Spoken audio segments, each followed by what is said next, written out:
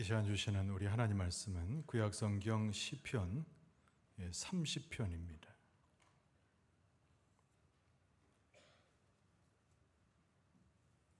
시편 30편 1절로 12절까지 말씀입니다.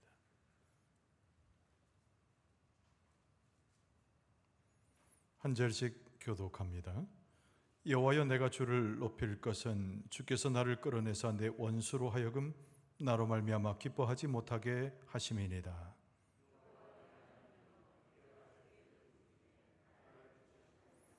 여호와여, 주께서 내 영혼을 스올에서 끌어내어 나를 살리사 무덤으로 내려가지 아니하게 하셨나이다.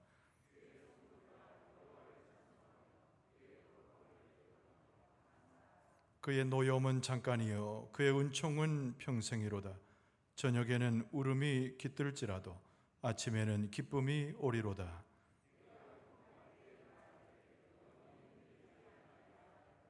여호와여, 주의 은혜로 나를 산같이 굳게 세우셨더니 주의 얼굴을 가리심에 내가 근심하였나이다. 내가 무덤에 내려갈 때에 나의 피가 무슨 유익이 있으리요? 진토가 어떻게 주를 찬송하며 주의 진리를 선포하리이까?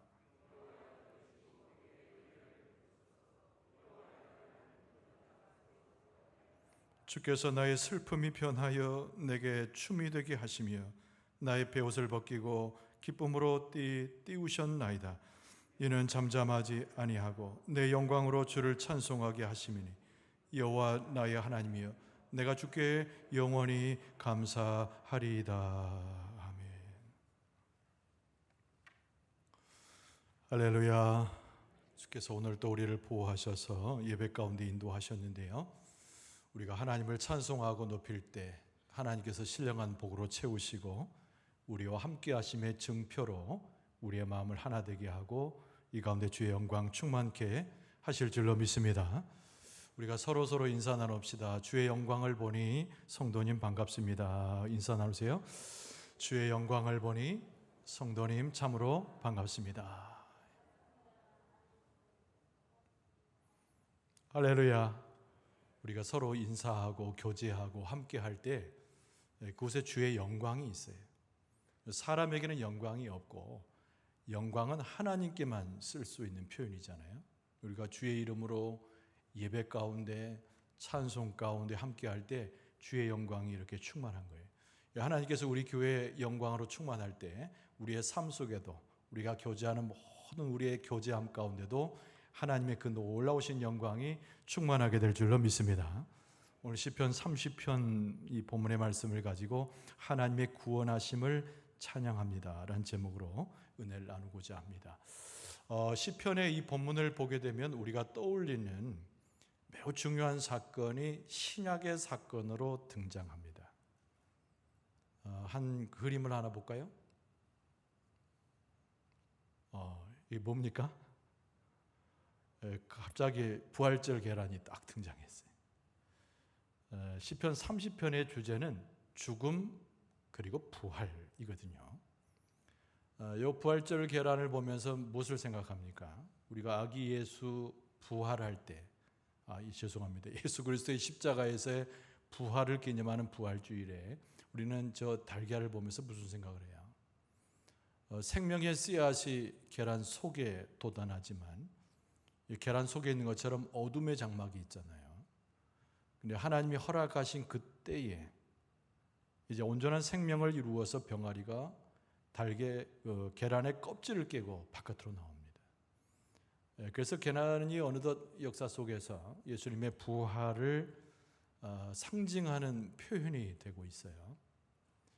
계란 자체가 중요한 것이 아니라 사망의 권세를 깨뜨리고 우리 가운데 증한 생명을 주신 예수 그리스도의 그 메시지가 굉장히 중요하죠. 오늘 본문의 말씀은 구약에 있는 시편이잖아요. 그런데 다윗이 하나님을 찬송하는 찬송시입니다. 그래서 이 찬송시에 담겨져 있는 대단한 주제가, 이 죽음과 부활이라는 주제가 신약 성경의 최고라고 할 수 있는 예수 그리스도의 복음의 소식과 맞닿아 있어요. 우리는 구약 성경과 신약 성경의 간극 때문에 이것이 정말 그러한가 의심을 품을 때도 있지만, 그러나 창세기 1, 2장에 나오는 하나님의 모든 창조의 역사는 성부 하나님만 이야기하지 않고 우리가 흔히 이야기하는 삼위일체 하나님, 그러니까 성자 하나님, 성령 하나님이 함께 하셨던 삼위일체의 역사라는 관점에서 보면 쉽게 이해가 됩니다. 지금으로부터 3000년 전 이야기거든요. 다윗의 시대니까. 그럼에도 불구하고 2000년 전에 예수 그리스도의 오심의 사건, 그리고 십자가의 사건은 전체적인 모든 세계와 연결되어져 있습니다. 그래서 시편 30편의 주제가 뭐라고요? 죽음에서 다시 사는 부활의 사건, 이 생명의 사건이고, 그리고 신약 성경에 등장하는 예수 그리스도의 십자가의 부활 사건과 간극이 없이 연결되어져 있다는 거예요. 그래서 시편 30편을 묵상하면서 예수 그리스도의 부활 사건을 묵상할 수 있고, 또 복음서에 나오는 예수 그리스도의 부활 사건을 묵상하면서 오늘 본문의 말씀을 연결지어져서 우리의 마음에 새길 수가 있는 것입니다. 하나님은 모든 세계, 모든 시간을 다 초월하실 뿐만 아니라 모든 사건과 우리의 삶의 족적을 다 알고 계시는 분이기 때문에 이 시편 30편에서 그리스도의 십자가와 부활을 이야기한다고 해서 조금도 이상함이 없는 거예요. 다윗의 찬송시입니다. 제가 앞에서 말씀드린 대로. 근데 이 찬송시인 시편 30편은 다른 시편과 약간 구분이 됩니다. 그것이 뭐냐면 찬송할 수 있는 근거를 가지고 하나님 앞에 찬송했다는 거예요. 그 근거는 무엇입니까? 당연히 죽음에서 생명을 주는 사건, 용서하심과 하나님의 은혜의 결과로 빚어진 하나님의 생명의 축복, 이걸 계속 노래하고 있기 때문에 다른 시와도 구별이 됩니다. 그래서 전적으로 찬양하는 기도시, 이렇게도 시편 30편을 이야기할 수 있어요. 굉장히 아름다운 시구들로 장식되어져 있는 시로도 유명합니다. 그래서 시편 30편에 나오는 구절들마다 우리가 굉장히 익숙한 구절들이 등장하게 돼요. 그리고 우리가 한번 신앙을 한번 이렇게 새겨보고 하나님의 역사와 구원하심을 노래하는 역시 구절들로 다 이어져 있는 것이 시편 30편입니다. 근데 이 시편 30편을 우리가 들여다보는 한 요령이 하나가 이 시편 30편의 배경을 이해하는 거예요. 죽음에서 부활로, 어두운 세계에서 광명의 세계로, 갇혀진 상태에서 해방의 세계로, 단순한 이 주제만을 이야기하는 것이 아니고 역사적인 어떤 사건을 배경으로 한다는 겁니다. 여러분, 그것이 뭐냐면 다윗과 하나님 사이의 문제를 이야기했던 역대상의 본문을 배경으로 해요. 역대기서를 전 개인적으로 굉장히 좋아합니다. 왜냐하면 열왕기서에 나오는 이야기들과 많이 중복되거든요. 그러면서 열왕기서에 나오는 것은 북이스라엘까지 다루고 있어서 하나님을 떠나 있는 죄짓고 못된 왕들의 이야기가 다 나옵니다. 근데 역대기서는 주제가 유대인 나라를 중심으로 기술되어 있는 역사책이에요. 그래서 하나님과 당신의 백성 사이의 대화도 있고 다윗이 어떻게 하나님을 경배했는가가 자세히 나와 있습니다. 그래서 역대기서는 어떤 면에서 신약 성경의 사도행전과도 같고 복음서와도 같고 우리에게 맞닿아 있는 믿음의 책이다, 이렇게 이야기할 수 있습니다. 자, 어쨌든 역대상 1장에 보면 어떤 일이 벌어지냐면 하나님의 뜻을 도외시했던 다윗의 한 범죄 사건이 거기에 등장하게 돼요. 그 범죄 사건이 뭔가 하니 인구 조사를 하는 다윗의 행위에 대한 기록 내용입니다.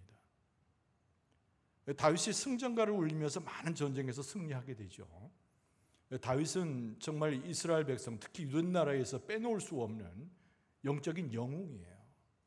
가히 칭찬할 만하고 그의 업적이라고 하는 것은 후손들이 기릴만 합니다. 그러나 어느 날 다윗이 등장을 하더니 갑자기 인구조사를 요압에게 명령하는 겁니다. 군대로서 뽑을 수 있는 사람들을 계산해 보라는 거예요. 우리가 가만히 생각해 보면 이게 죄일까? 요즘 시대에 인구조사 하잖아요. 또 성년이 된 다음에 좋은 장정이 될 사람을 분별하기도 하잖아요. 왕이니까 당연히 할 것이라고 생각하지만 하나님이 이를 기뻐하지 않으셨어요. 그래서 역대상 21장의 1절에 보면 이런 말씀이 있습니다. 사탄이 일어나서 이스라엘을 대적하고 다윗을 충동하여 이스라엘을 계수하게 하니라. 이렇게 21장의 1절이 그렇게 시작됩니다. 다윗이 인구조사, 사람 수를 계수한 일은 범죄라는 거예요. 왜 범죄가 됐을까? 장정의 숫자를 헤아려보는 것이 왜 다윗의 흠이 되었을까? 다윗의 이 행동이 왜 하나님의 마음에 합당치 않았을까? 이 장병의 숫자를 계수하는 다윗의 모습 속에서 성경은 무엇을 가르쳐 주냐면, 다윗이 우쭐대 가지고 전쟁에서 많은 승리를 거두고 부를 축적한 상황에서 다윗이 오만해지고 교만해져서 이 일을 저질렀다는 거예요. 그래서 역대기서 저자는 이것을 뭐라고 말합니까? 사탄이 일어나서 이스라엘 대적하고 다윗을 충동한 사건으로 기록한 거죠. 다윗이 인구조사를 하면서 특별히 장병들의 숫자를 헤아린 것은 뭐냐면, 다윗이 그 모습을 보고 몇인가 세어보면서 이만하면은 내가 대단한 사람 아닌가, 이렇게 착각에 빠졌다는 거예요.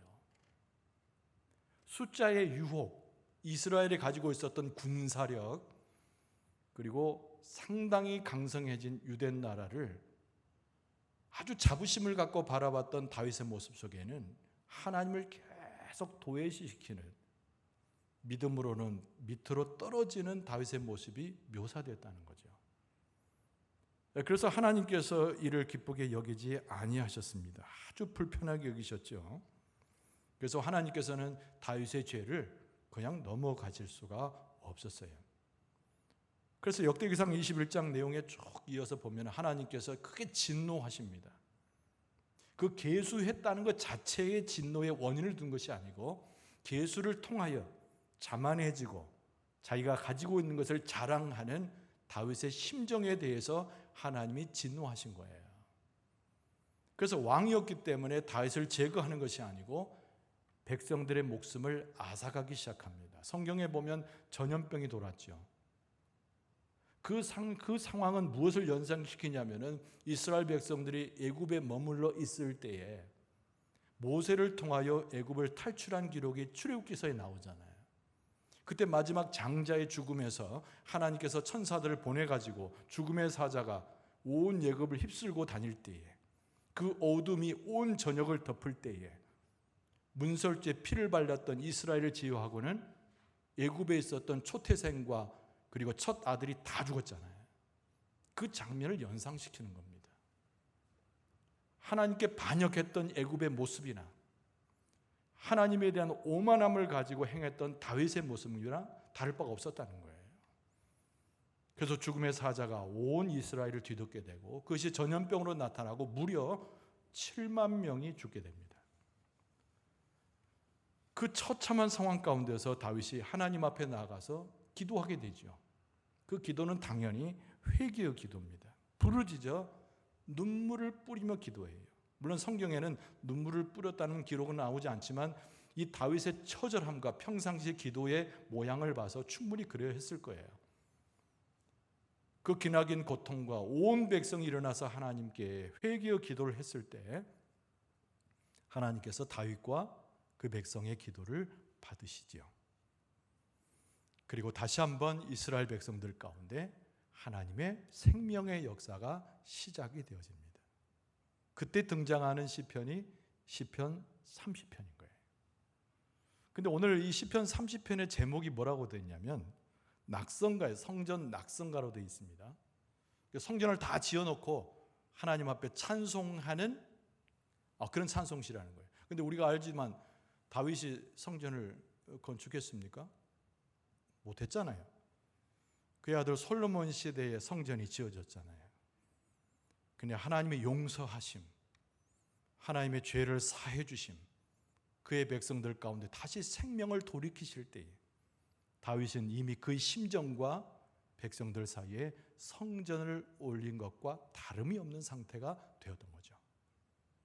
그래서 다윗은 성전을, 실제로 눈에 보이는 성전을 건축하지 못했으나 그의 심정과 백성들과 함께 하나님을 찬송하며 높여드리면서 마치 성전을 다시 한번 이스라엘 백성의 중심에 세우는 것과 같이 성전의 낙성가라 하여 시편 30편을 써서 하나님 앞에 찬송으로 영광을 돌리고 있는 거예요. 그리고 이곳에는 다윗의 굉장한 고백이 담겨져 있습니다. 내가 비록 범죄했으나 하나님이 용서하셨고, 내가 비록 하나님을 떠나서 오만했으나 내 마음과 백성을 다스려서 새로운 생명을 주셨으니 나는 영원히 하나님을 찬송하겠노라. 이것이 이제 다윗의 결단과 고백이 오늘 시편 30편에 등장하는 거예요. 제가 아까 설교 소두에 말씀을 드렸잖아요. 시편 30편의 매우 중요한 주제는 죽음 그리고 부활이란 말이죠. 그러니까 시편 30편은 이 구약의 표현대로 말하면 메시아의 오심을 이야기하는 거예요. 메시아. 그래서 오늘 이 본문의 말씀을 우리가 대할 때 첫 번째 주제가 메시아의 빛, 이렇게 잡아볼 수 있어요. 메시아, 예수 그리스도를 가르치는 것이죠. 이스라엘 백성을 구원하시는 하나님의 뜻과 그 역사를 가지고 온 메시아. 결국 오늘 이 본문 30편의 대단한 주제는 뭐냐면, 우리를 다시 소송케 하시고 우리에게 생명을 주시고 찬양할 이유를 일러주신 하나님 앞에 정말 하나님의 메시아로서 오시는 장면을 경험하는 듯한 다윗과 백성의 모습을 묘사하는 거예요. 그래서 3절 말씀에 보면은 여호와여 주께서 내 영혼을 스올에서 끌어내어 나를 살리사 무덤으로 내려가지 아니하게 하셨나이다. 스올은 지옥입니다. 지옥. 죽음의 형벌의 끝을 이야기하는 거죠. 죽음, 구덩이, 무덤, 이게 계속 본문에 등장을 해요. 근데 반대에 생명의 표현도 있죠. 올려짐, 일으킴, 살려짐, 이런 모든 언급이 등장하게 됩니다. 그러니까 이 시편 30편 속에서 계속 우리가 깨닫고, 이 시편 30편 속에서 우리가 경험할 수 있는 것은 하나님께서 우리를 구원주로 찾아오셔서 우리의 모든 삶과 우리의 영혼이 온전히 거듭나는 전인적인 변화를 이야기해 주는 거죠.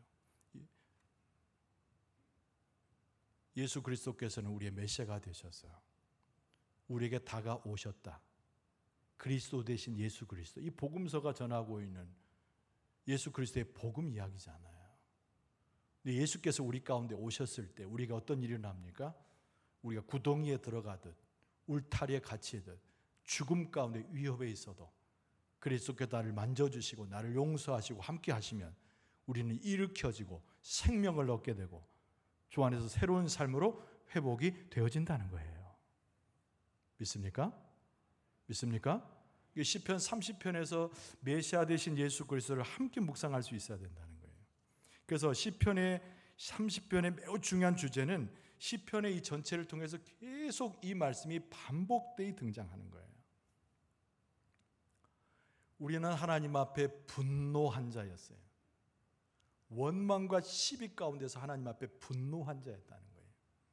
근데 하나님은 우리를 호의로 대하시는 분이죠. 우리의 삶은 세상의 고통과 찌들려서 슬픔이 연속되는 존재예요. 근데 하나님은 그 슬픔을 변화시켜서 메시아를 통하여 우리에게 기쁨을 가져다 주신 분이죠. 우리는 분통이 터지고 고통 가운데서 소리쳐서 우리의 삶의 애환을 이야기하는 존재죠.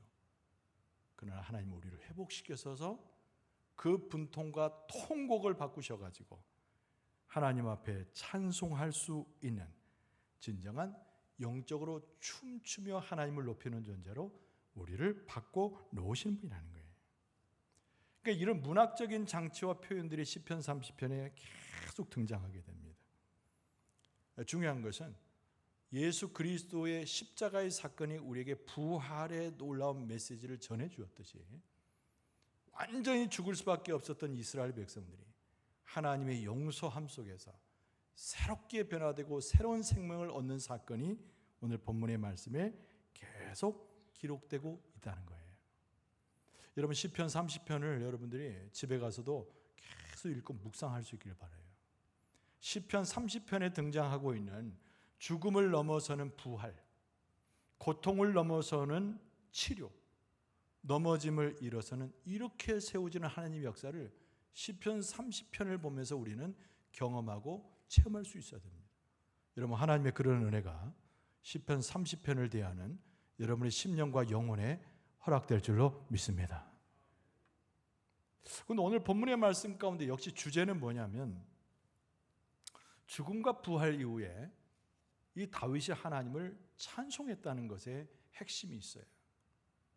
그래서 우리가 하나님 앞에 나아갈 때 제일 되는 것이 뭐냐면 하나님 앞에 찬송하는 겁니다. 그래서 하나님의 백성은 모름지기 찬양하는 주의 백성이죠.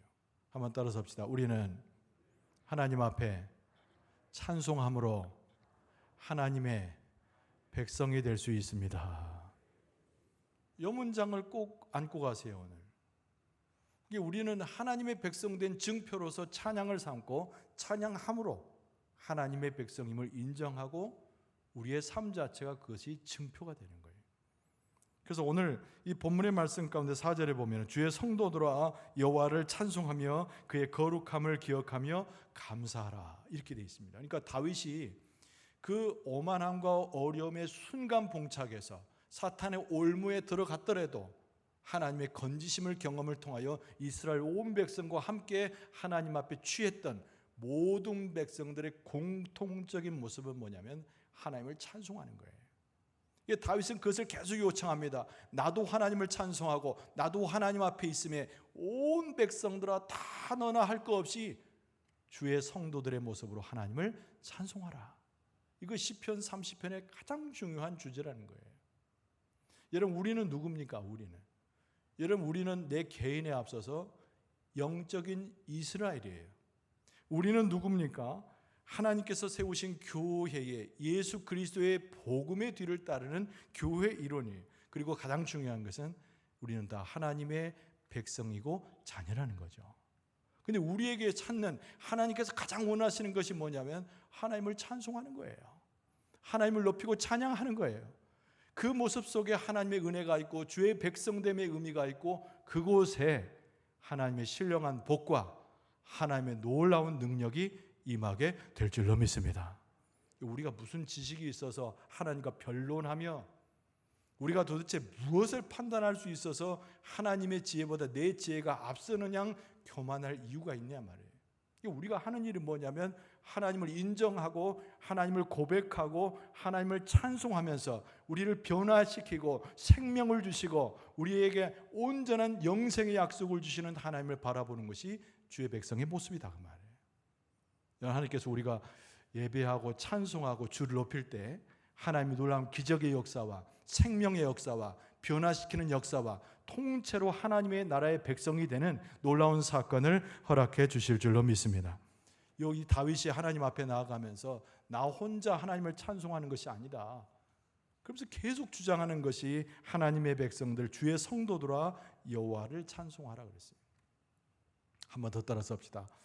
하나님께 찬송하는 자가 하나님의 능력을 소유할 수 있습니다. 우리 교회는 제가 원하는 것은 기도도 잘하고 할렐루야 예배도 잘 드리고 순종도 잘하고 무엇보다 찬송을 잘하는 교회가 될 줄로 믿습니다. 음정 박자 상관없어요.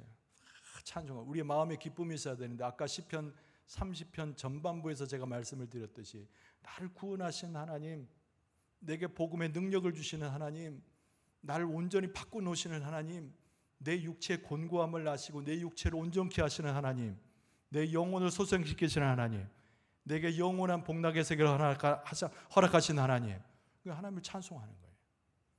안과 벅창한 대로 하나님을 찬송하는 것에 능력이 있다. 영국이라는 나라에서 가장 유명한 사건이 뭐냐면 해양 재난을 당했을 때 구조한 사건이 오래도록 남는 사건이 있어요. 스텔라호라고 하는 큰 배가 영국 해안에서 암초에 부딪혀서 조난을 당한 사건입니다. 제가 영국에 머무른 적이 있어서 잘 압니다. 영국의 날씨는 1년 내내 변화무쌍해요. 10분, 20분 단위로 비가 왔다가 맑았다가 막 바뀌는 게 이 영국 날씨입니다. 해안의 날씨라고 하는 것은 예측하기가 불가능해요. 금방 잔잔하고 해가 나는 것 같아도 금방 바람이 불고 폭풍우가 쳐서 막 2m, 3m 넘는 파도가 있는 거예요. 근데 스텔라호 사건이 유명한데요. 그날 엄청난 비바람이 몰아치고 폭풍우가 돼서 아까 말씀드린 대로 스텔라호가 영국 해안에 좌초가 됐어요. 근데 구명보트를 많이 내렸는데 구명보트에는 무엇이 없었냐면 노가 없었어요. 노가. 그냥 보트만 내리고 사람들이 타고 뛰어내린 거예요. 그랬더니 모든 구명보트가 뒤집어지기 시작하고 사람들이 그 해안가에서 죽어져 갔습니다. 근데 한 구명보트가 결론부터 이야기하면 구조되었는데요. 여기는 12명의 영국 여성이 타고 있었어요. 근데 아까 말씀드린 대로 노가 없어요. 근데 막 비바람이 몰아치고 폭풍우가 치고 난리가 난 거죠. 해는 뉘엿뉘엿 넘어가는 시간인데 이게 낮인지 밤인지 폭풍우라서 구분이 안 돼서 칠흑 같은 어둠이 더 밀려오는 시기였단 말이죠. 다 죽게 되었거나 생각합니다. 노도 없고 파도는 막 2m, 3m 올라가고 그리고 구명보트는 곧 넘어지기 직전이었고 12명이나 되는 영국 여인이 그 구명보트를 의지하고 있었다는 거예요. 근데 그 가운데는 유명한 복음성가 가수가 타고 있었는데 그 사람 이름이 마가렛 윌리엄스라고 하는 사람이래요. 그런데 이 사람이 그 여인들에게 이렇게 제안을 합니다. 우리가 이 시간 무엇을 할 수 있을까요? 뭐 소리치면서 떨리는 목소리를 했겠죠. 우리가 하나님을 의지합시다. 그리고 이 가수가 할 수 있었던 일은 찬양하는 것밖에 없었기 때문에 나머지 영국 여성들에게 찬양할 것을 제안하게 됩니다. 엄청난 두려움과 공포 가운데서 그 12명의 여인들이 할 수 있었던 일은 그 윌리엄스가 제안하는 찬송에 응하는 방법밖에 없었어요. 그래서 막 찬송을 부르기 시작합니다. 노도 없는 구명보트가 좌우로 막 제껴지고 넘어지면서 곧 좌초될 위기인데 막 계속 찬송을 불러요. 그날 밤에 칠흑한 어둠 가운데 폭풍우는 멈추지 않고 파도는 연일 막 올라오고 여러분 그 구명보트가 살 길이 있었겠습니까? 밤새 공포 가운데 떨었다는 거예요. 사투를 벌일 수도 없습니다. 방법이 없으니까. 근데 이른 아침이 되었어요. 순양함이 구명보트 혹시 살아있는 구명보트가 있는가 살피려 이른 아침에 나가게 되었어요. 근데 영국이란 나라가 비도 많이 오고 일기가 불순하지만 안개가 또 많기로도 엄청 유명한 나라가 영국이에요. 뭐 안개꾼 런던 뭐 이런 건 여러분들이 상식적으로 알잖아요. 이 안개가 껴가지고 순양함이 나갔어도 발견할 수가 없어요. 근데 그 이른 아침에 한쪽에서 저 바닷가에서 어디선가 찬송 소리가 들리는 거예요. 근데 순양함에서 듣기는 그냥 노래 소리겠죠. 가까이 갑니다.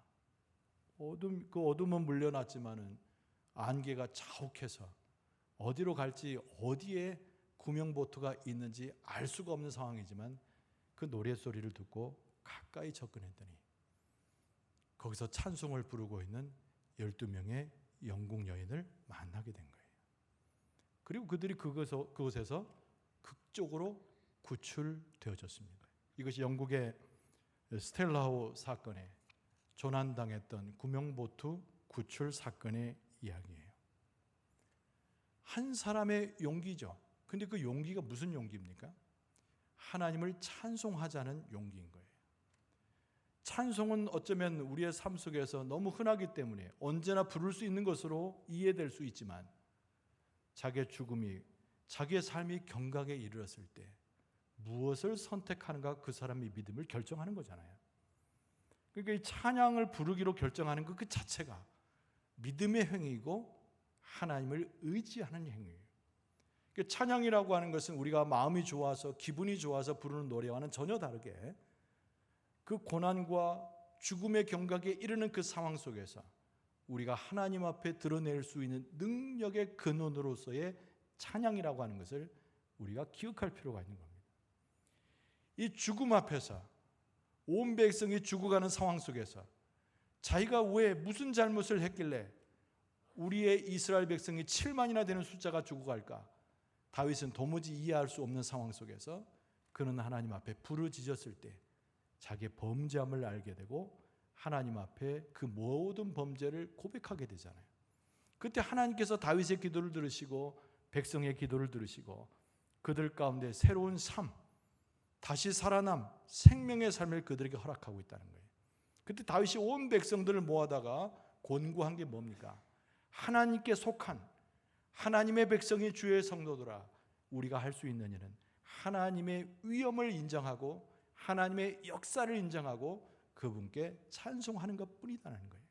그 찬송이 우리를 살리고 그 찬송이 우리를 위기를 넘어가게 하며 그 찬송이 우리를 치료하고 우리가 그 찬송을 통해서 하나님의 영광에 들어갈 수 있다고 다윗이 고백하고 백성들이 고백하며 하나님을 찬송하는 거예요. 여러분, 그래서 5절 말씀에 보면 이 다윗이 뭐라고 고백했습니까? 그의 노여움은 잠깐이요 그의 은총은 평생이로다. 저녁에는 울음이 깃들지라도 아침에는 기쁨이 오리로다. 할렐루야. 눈을 뜬다는 것은 육신의 눈을 뜨는 것을 이야기 아니라 영적인 눈을 뜨는 것을 이야기하는 거예요. 밤이 유숙해서 고통당하는 삶이 있더라도 하나님께서 허락하신 아침이 우리 가운데 옴을 영적인 눈을 떠서 바라봐야 되고 영적인 자각 가운데 찬송하면서 하나님의 권능과 그 치유의 능력을 경험할 수 있어야 됩니다. 우리 사랑하는 성도 여러분, 하나님 앞에 찬송하며 하나님께서 놀라우신 은혜를 허락하시고 찬송이 능력이 되게 하셔서 우리 육체를 변화시키고 우리의 영혼이 소송될 수 있도록 하나님께서 역사하시고 은혜를 베푸실 줄로 믿습니다. 오늘 성경 말씀에 다윗은 무엇을 의지했습니까? 하나님을 의지하기는커녕 자기가 다스리는 군대를 의지했던 거예요. 우리의 삶의 어리석음과 너무나 닮아 있지만 하나님께서는 다윗과 그의 백성을 사랑하셔서 이렇게 세우신 분도 하나님이시고 낮아지게 하신 분도 하나님이시고 모든 주권자가 하나님이심을 온 백성 가운데 선포함으로 그의 백성들로 하여금 찬송할 수 있도록 그들의 심령을 이끌어 주셨다는 거예요. 다윗은 무엇을 깨닫습니까? 우리가 해야 될 일은 하나님께 찬송하는 것이고 그 찬송은 영원한 찬송으로 하나님께 드려져야 됨을 다윗은 고백하고 백성들에게 권면하는 거예요. 오늘 11절과 12절 말씀이 바로 그 결론이자 영원히 하나님을 찬송하는 다윗과 백성들의 신앙을 그대로 담아내고 있습니다. 주께서 나의 슬픔이 변하여 내게 춤이 되게 하시며 나의 베옷을 벗기고 기쁨으로 띄우셨나이다. 이는 잠잠하지 아니하고 내 영광으로 주를 찬송하게 하심이니 여호와 나의 하나님이여 내가 주께 영원히 감사하리이다. 할렐루야. 다윗이 어땠어요? 인생을 되찾은 거죠. 인생을 되찾은 거예요. 그 아무리 다윗이어도 교만하고 오만할 때 죽을 수밖에 없잖아요. 소위 말해서 11절에 표현한 대로 베옷을 입은 자가 될 수밖에 없는 거예요. 그래서 예수 그리스도의 은혜를 통해서 다시 한번 인생을 되찾는 자가 되었다는 거예요. 그래서 다윗이 고백합니다. 내 남은 인생이 며칠일고 그러나 남은 인생 동안 영원히 하나님을 찬송하리로다. 이것이 다윗의 고백이고 이스라엘 백성, 남유다 백성들의 고백이었다는 거예요. 어떻게 우리가 평생 하나님 앞에 감사로 나갈 수 있습니까? 무엇을 하나님께 드려야 하나님이 기뻐하실까요? 무엇으로 하나님의 그 은혜를 갚을 수 있을까요? 무엇으로 하나님께 칭찬받을 수 있을까요? 여러분, 많은 것을 동원하지 마세요.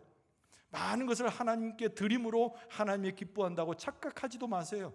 많은 것을 이름으로 하나님이 인정할 것이라고 생각하지도 마세요. 오늘 본문의 말씀 속에서 우리가 깨달은 단 한 가지, 주의 성도들, 하나님께 속한 모든 성도들이 내가 구원함을 받고 내게 은혜를 베푸시고 소송케 하시는 하나님을 찬송한다는 이 사건과 이 고백 가운데서 하나님이 가장 기뻐하시고 하나님의 손길의 능력으로 함께 하신다는 거예요. 하나님께서 우리의 심령을 그렇게 다스려 주시고 내 삶을 그렇게 변화시켜 주시고 우리의 찬송을 들으며 하나님의 영광으로 풍성케 하실 줄로 믿습니다.